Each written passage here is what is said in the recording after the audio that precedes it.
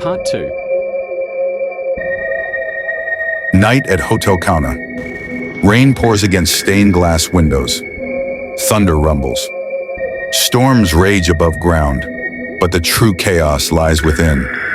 Kauna has awoken, and it remembers everyone who's tried to leave. Dami, Ireti, and Salami sit in silence in the shattered dining hall.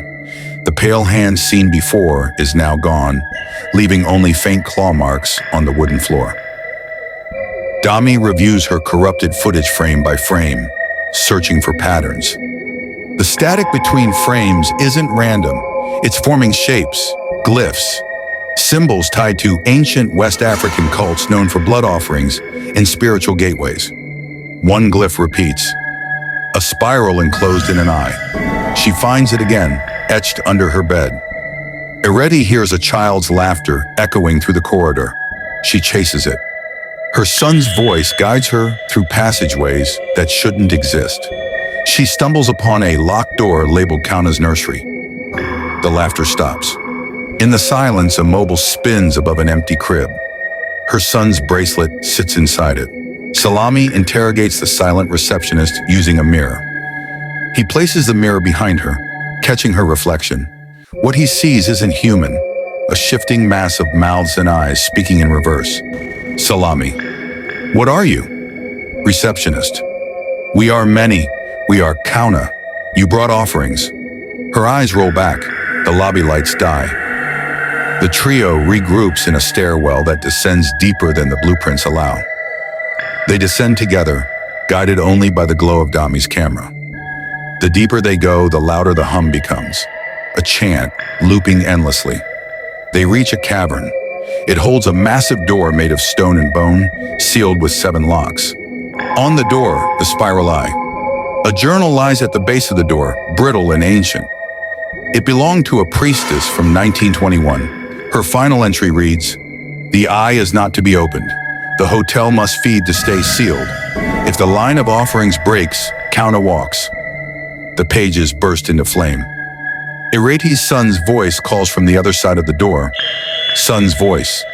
"Mom, please, help me." Hope is the cruelest trick Hotel Kauna plays, and Ireti, now trembling, moves toward the door.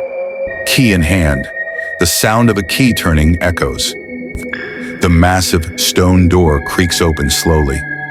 The locks fall away like broken promises. Ireti clutches the key, her breath shallow. Beyond the door lies darkness, a void pulsing with whispers. Dami's camera flickers, then silence. The audio dies. They step through.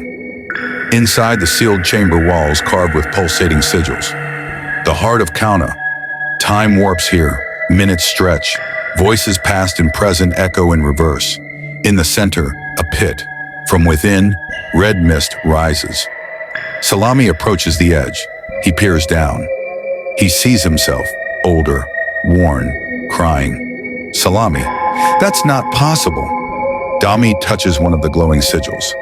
The sigil burns her hand, but in her mind, a vision. The hotel in 1922, a congregation chanting around the pit. A sacrifice lowered into it. The face of the sacrifice. It's her. She screams. Ireti hears her son crying, closer now. She runs toward the sound, through a hallway that reshapes itself. Behind her, Salami and Dami try to follow, but the walls close in. They are separated. A figure rises from the pit, cloaked in human skin. The Kauna is not just spirit, it has form. It watches, and now, it walks. Dami alone in a corridor that loops endlessly. Time and space unravel. Dami runs, but always returns to the same cracked mirror. Each time, her reflection decays further. In the final loop, her reflection moves on its own and smiles. Salami finds a door marked Confessions. Inside, rows of empty pews. A priest's shadow stands at the altar. Priest, you've seen the truth. Now confess. Salami, I didn't come here to confess. I came to fight. The priest opens his mouth, revealing not teeth but keys. One of them glows. Ireti locates a hidden nursery, filled with dolls made of flesh and bone. Each doll bears a name, one of the vanished guests. At the center, a crib with a boy sleeping inside, her son, still breathing. Ireti, wake up, please. His eyes open, but they are all black. The Kauna watches from the ceiling, its limbs too many to count. It is no longer bound by the pit. Its hunger is unending, and one of them must be chosen. Dami, Salami, and Ireti reunite in the chapel, but they've changed. Haunted, marked. Kauna has touched their minds. They speak in fragments, unsure if what they see is real. Salami, we're not alone. We never were. Scene, the chapel walls bleed. The altar pulses like a heartbeat. A voice booms. Kauna's true voice, not heard but felt in bone. Kauna, multitonal. 3 keys, 1 lock, 1 stays, 2 leave, choose. The ground splits, a rift opens.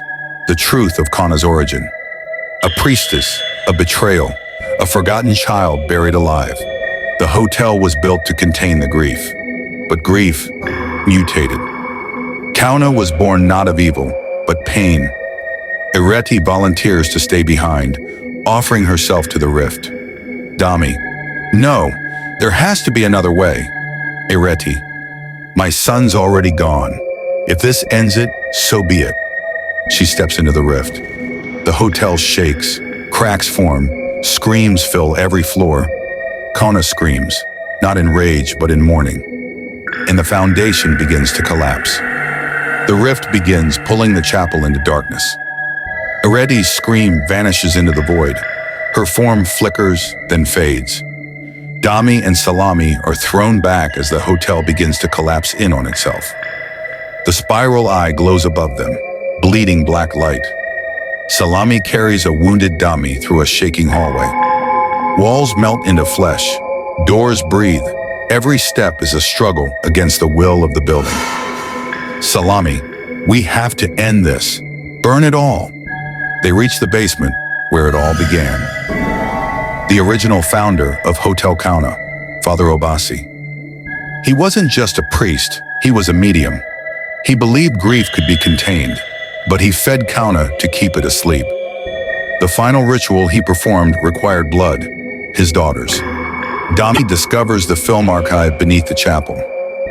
Footage never released, guests vanishing mid-frame, staff splitting into doubles, guests aging decades overnight, and in every clip, the eye. She begins burning the tapes. Kauna manifests fully, its form a towering amalgamation of every soul it's consumed. It towers above the ruins, thousands of faces screaming. Its voice shakes the air. Kayuna, abandon your sorrow or be devoured by it. The final ritual chamber. A triangle of blood forms on the ground. To seal Kauna forever, 3 must bleed: body, memory, and name. Dami slices her palm, her body. Salami burns his journals, his memory. A third sacrifice is missing. Ireti's voice returns, heard faintly from within the rift. A ghost whisper. Ireti offers her name.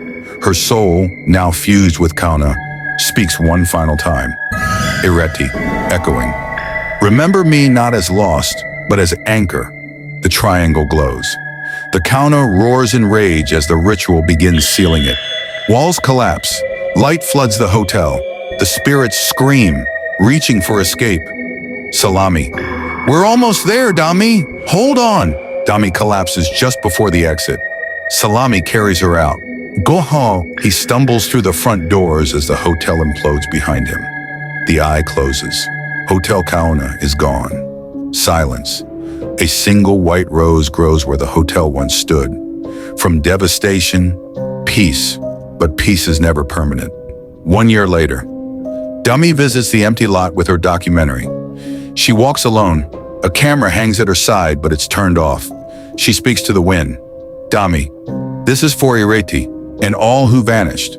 Salami has disappeared, last seen near the Kauna ruins. No one knows where he went. Some say he never left the hotel. Others say he became its new keeper. The eye reappears on a stone nearby. Dami screens her documentary. The audience applauds. But in the final shot, seconds before the end, a figure stands in the background. Ireti. She smiles, then vanishes. A new sign is erected, Kana Memorial Park. They tried to bury it, forget it, but grief has memory. And Hotel Kana still dreams. The end. Disclaimers.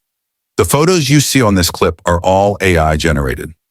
If by chance you find a resemblance of places you or any person you know, it's not you or them. These are AI photos.